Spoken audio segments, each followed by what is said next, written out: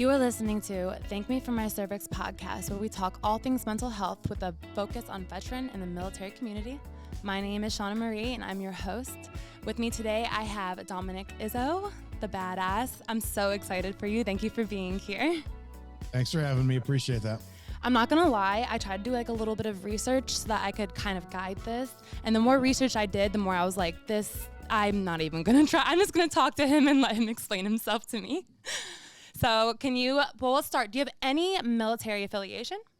No. The only regret I have in life was not joining the Marines. That's it. That's it. That's my only regret I have in life. Oh my gosh, I love that though. And so you did law enforcement. Can you tell me what made you initially want to do that? To be honest, the first time it was a job. I was working as a 4 a.m. bartender, and everybody used to come in and say that my persona was very kind of geared towards law enforcement. The bar I was at, we had a lot of cops come in, county cops and city cops and all this kind of stuff.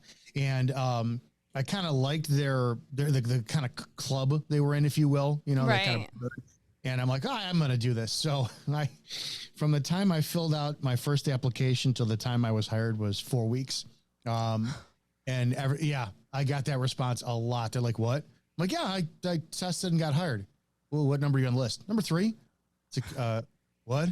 It took me 9 years to get hired. I'm like, oh, so yeah, I did it. And then after a while, what really kind of made me stay in law enforcement was ideology. It was making that proverbial difference, and it was tapping into the best sides of myself in order to serve the public. See, I love that because I also did law enforcement.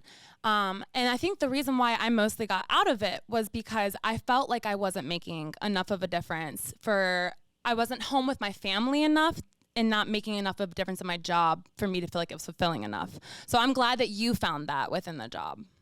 I'm single, never married, no kids. So it was very easy for me not to neglect something. And it wasn't a consistent find. I mean, as you know, you make that difference maybe once in a few years if you're lucky. Right. So yeah, it's not everything. It's not everything that people could. It's not everything that's cracked up that people think it is. Oh, it's not at all. It's not at all. And I do feel like where you work, which for the listeners, we can say, Chicago. Yeah, northwest suburbs of Chicago. I got all because unless you're New York, Chicago, or LA, apparently you're not a real cop. And it blows me away how even other cops who are, if you have any experience at all, you know that cops are the most toxic people in the world. Oh, 100%. It's a brotherhood, but it's individual brotherhoods. So I worked in a town that was about 40 minutes north of Chicago, and we got all of the element that Chicago and Milwaukee chased out of. I believe that. I believe that. Okay. So do you have what's your favorite story? Can I hear one from law enforcement that's your absolute favorite? Clean or dirty? Oh, I don't care. We don't care. I don't know. I mean, I wrote a book called Before the Badge. I'll plug my book. Before the Badge, everything you need to know before you become a cop. I put all my favorite stories in there, from the real horrible ones to the funny ones. Maybe it was messing with the fire department. Maybe it was, was knowing that all the guys were inside and it was 11 o'clock at night and we're unscrewing the cable access from the back. And they're like, what is this? Maybe stuff like that was the favorite. It was never those like the high priority calls or the shootings and stabbings. Those weren't my favorite. I think if anything that really makes me would miss the job, it would be those little teeny tiny moments that you actually miss at the end of it. Right. Or in the community, my favorite times is I wasn't doing law enforcement at all. I was active in the community, and I felt like that was a role because, little girls could see me and be like, oh, a female cop, I can do that. But yeah, so I got out of that, so that's okay though. So in Chicago, when you retired, what was the hardest part of transitioning out of that? So it wasn't. I'll tell you why. I got lucky. I know now why guys will go 30 years and then they'll die of heart attacks when they get out, because their identity was officer so-and-so. I took a few years off in between. I got pissed off. The department was shitty. There was some stuff going on, didn't agree with, and I wanted to go back into the bar industry. So I took a year off, and I remember the first day turning in, my badge and gun, I was like, oh, this is weird. I'm not officer so-and-so anymore. And I was relatively young. I think I was only 32 or whatnot. And then having that made everything easy when I went back, because I was forced out. So for my story, we found corruption going on in my department. We found out that there was body cameras recording us illegally, filed a giant lawsuit. My former police chief is involved with 3 cases where 2 innocent women are in prison, and the nation famous Lieutenant Charles G.I. Joe Glenowitz murder-suicide was his botched investigation. And when we filed the lawsuit, it took them 9 months to find a department policy to bring up to me and say, hey, we got this, resign or we're going to fire you. And I went, oh, I've been through this before. Fire me. Because most cops, when they're given that option, they're like, oh, I don't want to ruin my record. I didn't care. So it took me 3 years to get fully reinstated, and then I retired. But because I went through all that, the transition was nothing. I was so thankful that I had some kind of experience with that. Otherwise, my identity would be gone. That was a fear of mine in the beginning, not being identified as officer. And for a while on social media, when I first started a social media brand, it was the Officer Dominick Izzo brand. I had a Facebook page of like 100,000 followers. It was like myself, Mike the Cop, Officer Daniels, Tommy Norman, and a few others who were the big names on Facebook at the time. So to be like forced out of that club, I was like, oh man, I gotta take the officer title off. And then when I did, I was like, oh, this is really not that big of a deal. So I didn't have the transition for me. It wasn't that big of a deal at all. I'm not going to lie to you. It's relieving to meet someone that feels similar in that aspect, because I'm a very pronounced person. I always have been. And being in the military and then doing law enforcement and doing all this stuff in between that I've done, I've always made sure that Shauna was first. And I think that that's why I've had issues keeping these jobs that I like, because it's hard to find that balance. Yeah, because they don't identify you. That was it. And I think that was the one key to why, like on social media, you talked about doing research with me. Scott brought this up, our mutual acquaintance, Scott, where he said, you're a Renaissance man. I'm like, I know what that is, but I have to look it up. I didn't realize that. Okay, I am. I do a lot of things. And that was always because I have a fear of not meeting. Mediocrity scares the shit out of me.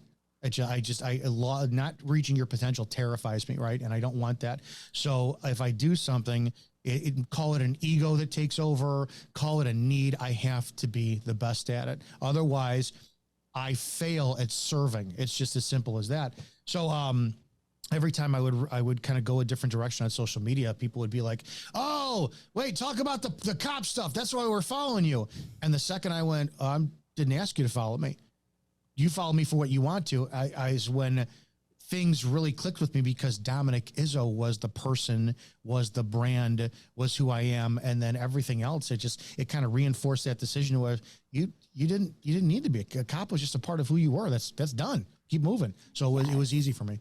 I really, really, really enjoy that. So for people who are looking to do in law enforcement, do you have any advice for them going in right now? Yeah, don't. I don't know if everyone says that. I think there needs to be a complete overhaul with law enforcement. I'm very, very, you may not agree with me. That's completely fine. I 100%. Well, we don't know just yet. I don't think that I don't think a cop should be a cop until he's 30 or she. And I used to be, or I'll say this, I'll piss you off. I used to be anti-women cop, right? But then you really look at the candidates of cops coming out too. It's the candidates across the board that are horrible, and women are just as able to do the job. I don't care about physically. That's a different story. And it still falls into play too as well.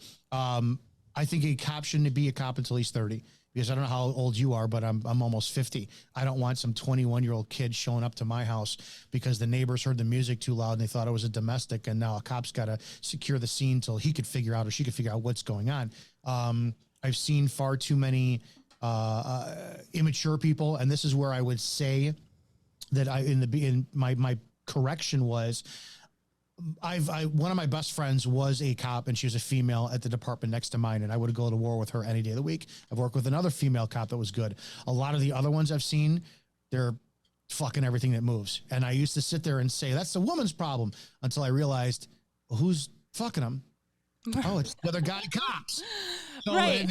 The second, and I can't believe it took me so long to see how stupid my viewpoint on that was. I'm like, what? You can like the last cop that was just involved in like her department doing all the guys there, and everyone's condemning her. I'm going, does anybody want to talk about the guys who are all 100%.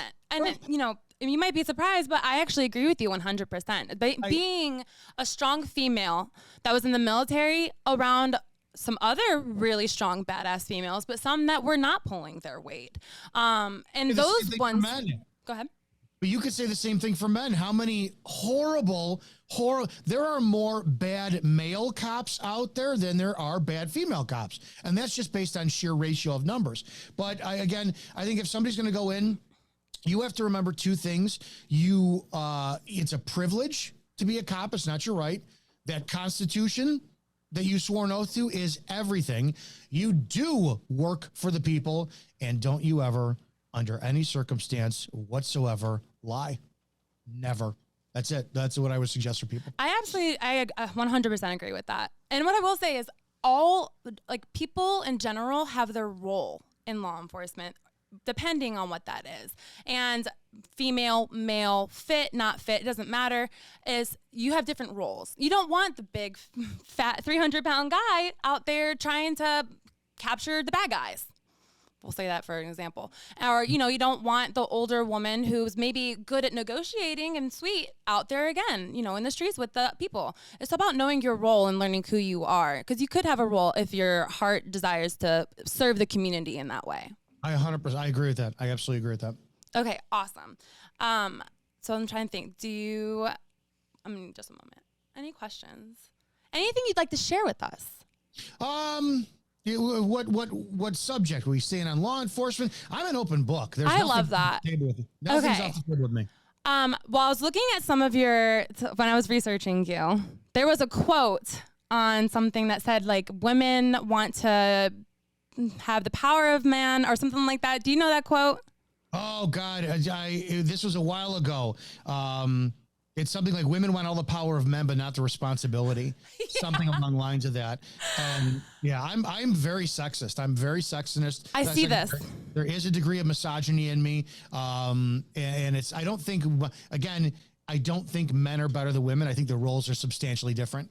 I love that. And I like having this platform to talk about that, because being a female that's strong and empowered, and my whole life have been just really doing anything I possibly can for the guys to see me as one of the guys. And, because I am attractive and being in the law enforcement military world, an attractive female, it's not hard, but we go through different things. I feel like that a lot of people don't understand.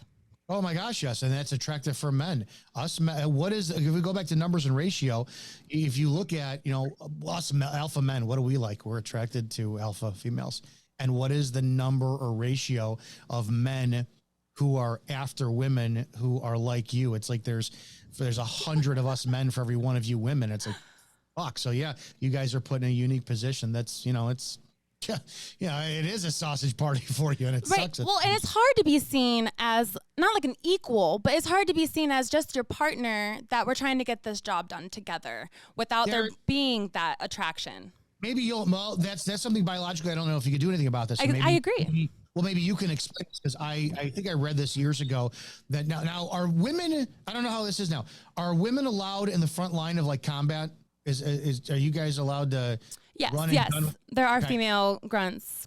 One of the things that I read that was actually dangerous about that, and I've seen it in law enforcement, was the overprotectiveness from men, meaning that if there's an objective that has to be done and you're shot and wounded, your male counterparts would feel a biological obligation to nurture and serve you better and make sure you're safe, instead of the objective that's being assigned there. And that's nothing they can help, because it's biological. It's a woman in danger, distress. And that could be seen as sexism, or it could be seen as a detriment to the objective at hand. So that's, I've seen that as far as for law enforcement, when you got the female cop that is 110 pounds, but she's 500 pounds of mouth, and she wants to go hands on with a guy. And then all of a sudden you feel this weird sensation to back up your sister, instead of telling her, why don't you just shut up, because you're getting this guy all jacked up and now we're gonna have to fight with him. So yeah,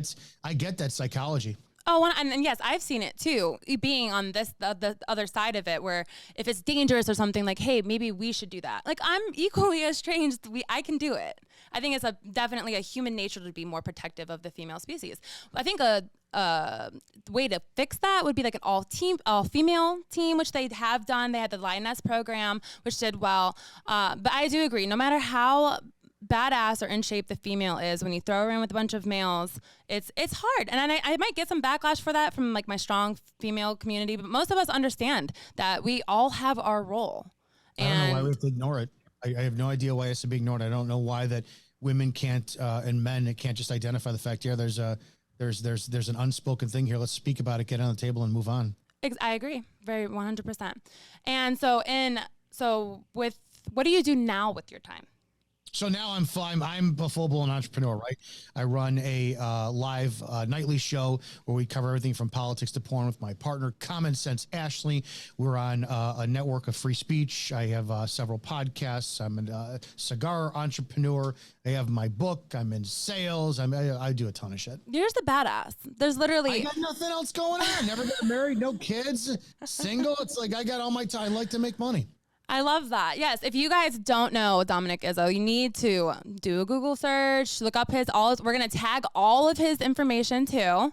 And he's a very interesting person. I love your messages that you're always going out. I've watched so many interviews. I could go all day asking you a million questions, but I'm at your disposal. Ask me anything. Okay. Wait, you said porn? So yeah, we talk about from politics to everything. I don't give a shit about anything. So do you have an OnlyFans? No, I don't. And you know how many times I've thought about it, but it's like, yeah, do it. But I just, I don't, it would be just me eating in front of a mirror, shaming myself nude. That would be it. Okay. Well, if people are going to pay for that though, that's what I'm saying. I know. I don't see why not. I'm saying if you're an attractive person who likes sex and you don't have an OnlyFans, you are missing out on money. I know. I'm very torn because OnlyFans has dumbed down a lot of the adult industry to where anybody thinks that they could do it. I'm friends, I could say. I've never met her, but we speak regularly with probably the most famous adult film star in the history of the industry. And it's like, I look at her work and then I'm like, you get anybody and their mother thinks they could do it now. So OnlyFans did something great, but it also defaulted on the lowest common denominator to where women can no longer leverage that power of what's between your legs, because us guys will go, fine, I'll just go find somebody else to pay for it. I can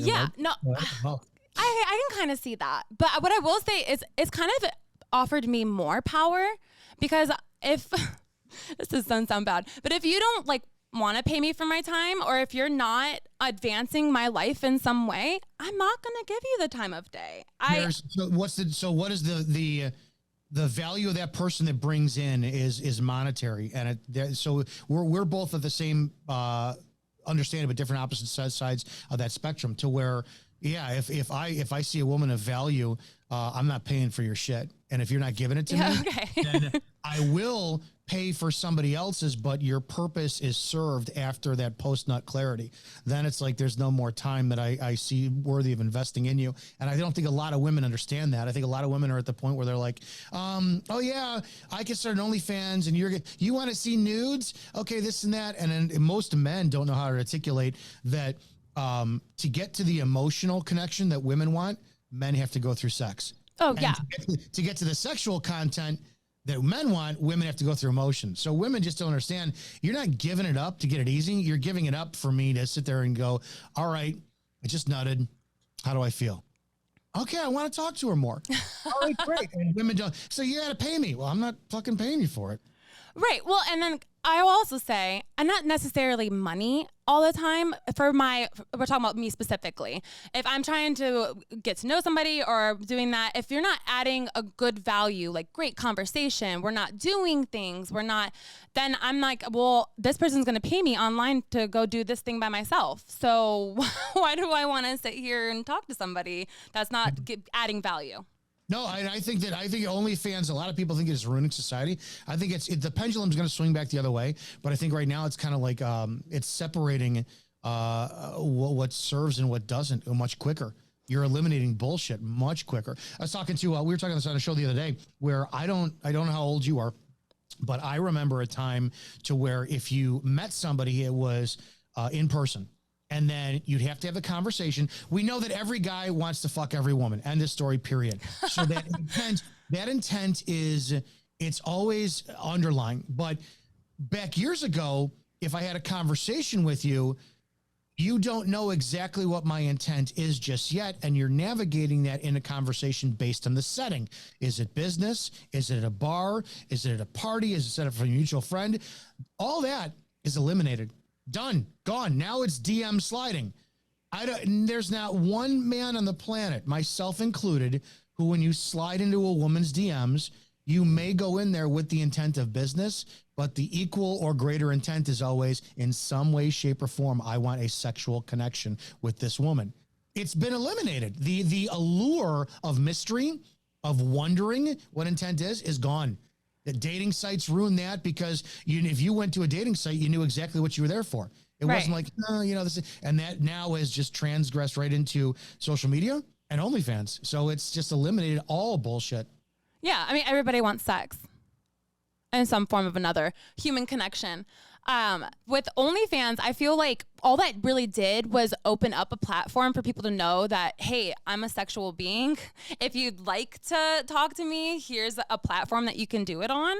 Well, that's because I have Snap. I have all the other things besides OnlyFans, and people were just sliding in constantly and being like, hey, can you send me a nude? I'll pay you. And I'm like, will you? And it kept happening over and over and over again. I'm like, well, why don't I just find something to do that on? And then, OnlyFans is that option. What I will say I don't like about OnlyFans is they take a huge chunk of money. I believe it. I think you're clearly stating your maturity factor much more too. I don't think that women think the way that you do. I think that you're a little bit different to where you're far more aged in your wisdom of that, where most women, they just want to leverage shit they have no idea what to control over. You see a ton of younger girls bragging about the swinging lifestyle now. And I'm like, you guys have no idea what you're doing. No idea throwing this around. You have you're doing it at 18, 19. When TikTok first came up, I used to see all these maybe it was what I was searching, right? And I wasn't actively searching for any type of porn, but I was just searching, and then it would go into whatever direction. Right. You would see all these girls, and they would do like these captions, me, and then me with all holes filled. And I'm like, you're 19 talking about being airtight? I get that sex is fun, but do you understand like the long-term adverse effect of that lifestyle, which I've been involved in, I enjoyed, and it has to be done in a committed setting. You're setting yourself up for like eating Snickers for breakfast, lunch, and dinner. You're going to be full, but that caloric abuse of what you're putting in your body long-term down the road is going to eat away at you. And there will be no healthy establishment of anything that can live in a nurturing environment in that environment.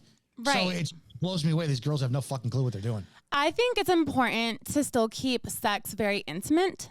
And so you can have an OnlyFans, and you got to do it like in an elegant and classy way. And because the body's beautiful. And I always see like my pictures, whether they're nude, whether they're clothed, it's artwork, and it's art of my body, and I'm sharing it with people. But like, you still have to respect me. You still have to understand that like, I'm not going to have sex with you just because I'm in a sexual world, but I am proud of my body. I am a sexual being, and I'm willing to share it with you if you respect it as well. That's what it should be. 100%. And that's how I feel like everybody should be. There was one thing that we were going to talk about. I want to backtrack just a little bit. When we were talking about the importance of maturity, being 30 in law enforcement, and I also think a great thing for law enforcement, I know it doesn't apply to you, but it is good to have a military background going into it. And doing that prior gives them the kind of headway to go into that. But I think it's also important that those people who do the military and then law enforcement really know themselves, because I also know a lot of guys who did the military then law enforcement, and they're not good people. They're not nice people. I worked with a lot of Marines, and they were great. And the Marines were very black and white. They'd give their own mother a ticket. I honestly think there has to be, if I could create a cop, it would be somebody who is in the restaurant industry, car sales, and military. I would do that and then mature, because now all of a sudden, you know exactly what it's like to take orders, follow orders, be part of a team, progress with righteousness. And then, so then you have to be also in an environment where you understand that your treatment of people is how you earn your income, tips, sales. So you combine those two things, and you'd probably have a great prototype for a cop. And then the variety of people you meet in all of those jobs kind of prepares you to do like law enforcement, because you're meeting all those same people, but now you're enforcing the law. Yep. Which is, you're able to talk to them better. It's right. Yeah. And not only enforcing the law, you're serving the community. And if you don't know your community because you haven't been in it, you've only been in your own town, when you try to go to like a big city and now try to serve for that community, you don't know it. Mm-hmm. Absolutely correct. All right. That was why I wanted to backtrack on that. I'm trying to think of anything else. Is there anything else that you would like to ask about me? Anything at the conversation? Anything to kind of add on? What made you go from military into law enforcement? Why would you be that oh, okay. Yes. Okay. I love that. Well, when I was in the military, I didn't really want to get out. So, I was a mother and I had a child, and then I got really, really fat for a while and lost all my identity because I was a stay-at-home mom, and I hated it. And then I was like, okay, I need to do something for myself. I missed the camaraderie of the law enforcement, and I saw everyone in the law enforcement world, and I was like, that seems similar. So I thought that that's what I was going to go into. And it's just hard being a female, trying to merge your way, especially when, like, in these communities, in the law enforcement community, these guys have already been working together for so long. And now I'm this outside female. Their wives hate me. I would show up to calls sometimes, because in Carteret County, I was like one of the very first females. They were not as familiar with working with females, I feel like. And I would even show up to calls and they'd be like, can we have a real officer here? Like, saying that I wasn't a real officer. I'm like, okay, well, just so you know, I'm actually the most fit one you're going to get on the road today. So good luck with that. So yeah, I understand that. It's rough. I understand that. Yeah. But it's getting much better too. Like, I feel like the community is getting a lot more understanding compared to, because I got out of law enforcement in 2018. So that was a while ago. And I feel like when COVID happened and all this stuff happened, it changed so drastically. And I feel like maybe the mindset kind of changed it too. So I'm not even familiar with that world anymore. Yeah, you watched a bunch of cops forget to get exactly what their job was and swear the oath to the Constitution and turn into domestic terrorists. I think COVID should scare the shit out of every single American. I've said this before many times.